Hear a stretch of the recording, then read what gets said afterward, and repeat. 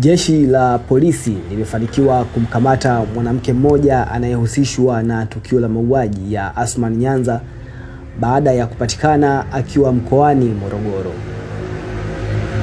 Mtuhumiwa huyo tayari amerejeshwa Dar es Salaam kwa ajili ya kuendelea na hatua zingine za kisheria. Taarifa hizi zimethibitishwa na mwigizaji na director Ari Njenje ambaye alikuwa mshirika wa karibu wa marehemu katika kazi za sanaa. Ari Njenje ameandika, tunalishukuru jeshi la polisi kwa kufanikisha kumkamata mwanamke huyu aliyesababisha kifo cha ndugu yetu Athman Nyanza. Amekamatwa akiwa mkoani Morogoro na kwa sasa yupo kituo cha polisi Chanika. Shukran kwa kila mtu aliyeshiriki. Sasa jambo hili lipo chini ya polisi.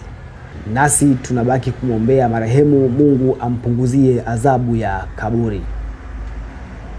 Marehemu Athman Nyanza ambaye alikuwa pia rafiki wa karibu wa mwigizaji Madebe Lidai alifariki dunia katika mazingira ya kutatanisha.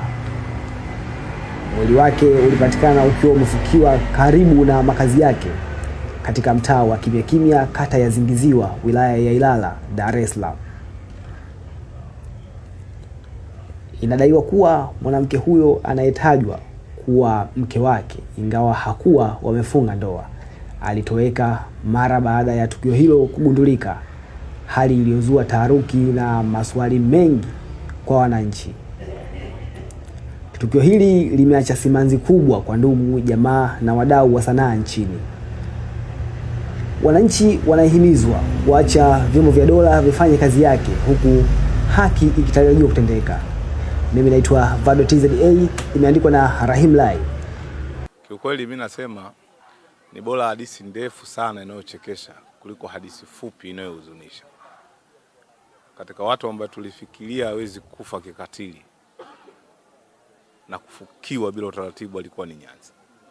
Nyanza kwa namna tunavyomjua sisi hakustahiki kifo cha namna ile. Kwa namna tulivyoishi naye hakustahiki kifo cha namna ile. Hatujui ni nini kilitokea, ndo tunajaribu kuiomba idara ya polisi iendelee kushughulika. Baada ya hapo tujue mkasa mzima ilikuwaje mpaka wakamtendea namna ile ndugu yetu. Kwa sababu mara mwisho kuelekea kwa Kigamboni alituambia sisi naenda kwa mwanamke wangu tarehe 10 na anaenda nimeitwa. Sasa kumbe aliitwa ili akauawe. Kwa hiyo hakustahiki. Sawa. Sasa kifo chake ni cha mashaka na nadhani Nyanza alikuwa anaishi Chanika kabla ya kuhamia huko ambako watu tunaamini kwamba alipatia umauti. Wale watu ambao wanaishi naye pale ambako mmemfukua, wao wanasemaje kuhusiana na hiyo kwamba watu wamekuja wamechimba shimo, si kitu ambacho kikawaida Kiswahili si kitu cha kawaida kwamba mtu achimbe shimo usiku, hata kama ni shimo la taka, lakini usiku hapana. Wao majirani na zile stories za kwamba Nyanza yupo walizungumza nini siku ambayo mnafukua? Siku tunaofukua kwa sababu tulienda na idara ya polisi, tulimuita mjumbe. Majirani wao walikuwa kama mashuhuda kama mimi. Kwa hiyo ili swali kimsingi mngewauliza wao, kwa sababu kipindi anapotea na sisi tulienda kuuliza pale kuhusiana na nyumba kuuzwa, majirani walisema haikuuzwa kwa sababu wao hawakushirikishwa. Kwa hiyo ili swali ni zuri kama tungeuliza majirani nao watupe ushirikiano kuhusiana na ndugu yetu. Ila kwa tetesi ni kwamba ile shimo lilichimbwa saa 11 na majirani waliona, lakini yule mwanamke aliwahi kuishi pale. Kwa hiyo ilionekana kama yupo kwake saa 11 jioni.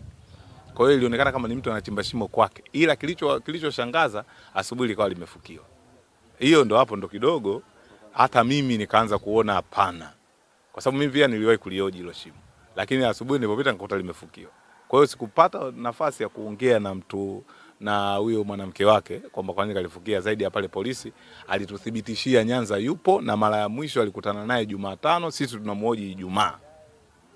Kwa hiyo sisi tukawa tunashinikiza tupewe mtu wetu, na ndio maana alipopewa zamana akakimbia. Huyo mke wa marehemu sio mkewe, hakuwahi kumtolea barua wala hakuwahi kumuoa. Ni mwanamke tu ambaye anaishi na alisubutu kuishi naye. Kwa hiyo nyuma huyu mwanamke bwana kuna hadithi nyingi sana. Kwa hiyo mimi naona kwa sababu idara ya polisi inafanya kazi. Hebu tuipishe polisi kwenye uchunguzi ili tuletee majibu halisi tujue, kwa sababu hata mimi nina kiu cha kujua instruction ya ndugu yangu imekuwaje, akapewa yani akaporwa uhai kwa namna hii. Kwa hiyo mimi imeniumiza sana yani. Amefariki Nyanza, mpokea huko alipo, lakini kazi za sanaa amezifanya kwa namna yake, ndio maana hata msibani kwake wasanii maproducer wengi wamefika. Inaweza kuwa si wakati sahihi wa kuuliza, lakini marehemu katika siku za karibuni kabla hajapatwa na umauti, kuna kazi zozote ambazo labda amefanya na wewe? Kwa sababu siwezi kusema za wengine, naweza nikawa sijui sana. Kwa hivi karibuni hapa kuna kazi yote mlifanya au mlikuwa mmeplan kufanya? Labda zipo kazi tulizozifanya, lakini kwa sababu haziko public, ni biashara, huwezi kusema, lakini zipo kazi nilizofanya nazo ambaye zikitoka tutammention. Basi TV tukushukuru kwa wakati wako na tuko pamoja, kwa sababu licha kwamba ni watu wa habari, lakini Nyanza pia ni ndugu yetu, ni rafiki yetu. Neno lolote tu kwa vijana wanaoishi na wanawake ambao umesema neno yani kama hawajarasmishana hivi, mtu hajaoa, tabia? Mimi nawashauri kwa utashi wangu, zamani majambazi walikuwa wanaume. Kwa utashi wangu mimi, na tulikuwa tunaandamwa sana wanaume. Fanya kwa ushahidi namba moja, gerezani wanaume ni wengi kuliko magereza ya kike. Kwa hiyo sasa hivi kutokana na mabadiliko ya tabia ya nchi na dunia, hilo jambo limebadilika. Kwa hiyo mimi naweza kuwasihi pia kwa wale vijana ambao kuoa, kwanza waachane kabisa na hao wanawake ambao watu wa mikopo, wakae nao mbali kabisa, kwa sababu hao wanashinikizwa kuuza, kwa sababu hata ubadhilifu hapa sisi tuna uzaji wa nyumba bila kushirikishwa mwenye nyumba. Kwa hiyo mali yake ndio imemuondoa. Kwa hiyo kwanza watafakari wanawake wanaokaa nao ni watu wa vikoba, hawana ya msingi wanayojadili, ingawa kwamba hivi vitu mikopo hii ya kiolela, sijui kausha damu, sijui ni nini ambayo inaelekezwa katika serikali humo, ipigwe marufuku. Kwa sababu hii ndio sosi. Kila kitu tukifikiria sasa hivi nyuma yake kuna mkopo. Unajua zamani ilikuwa mbele nyuma ya mafanikio ya mwanaume, nyuma yake kuna, katika kila mafanikio ya mwanaume nyuma yake kuna mwanamke. Lakini sasa hivi katika kila matatizo ya mwanaume nyuma yake kuna nani? Kuna mwanamke. Umeona mabadiliko ya nchi yalivyobadilika. Kwa hiyo mimi nawasihi wanaume wenzangu, naongea kama wanaume sasa, wakae mbali, yani watanishukuru baadaye, na wanaojihusisha na vikoba na mikopo ambayo sio rasmi. Kama wanahitaji mikopo, wafuate mikopo ya kiserikali ambayo nadhani itakuwa na utaratibu au kutokuwa na hizo stress. Lakini hii mikopo ya taasisi binafsi wakae mbali, na tunazo sinema ambazo tumeziandika na tumewaonesha madhara yake. Yako mengi na waendelee kuzifuatilia, ila wakae mbali na watu wa namna hii.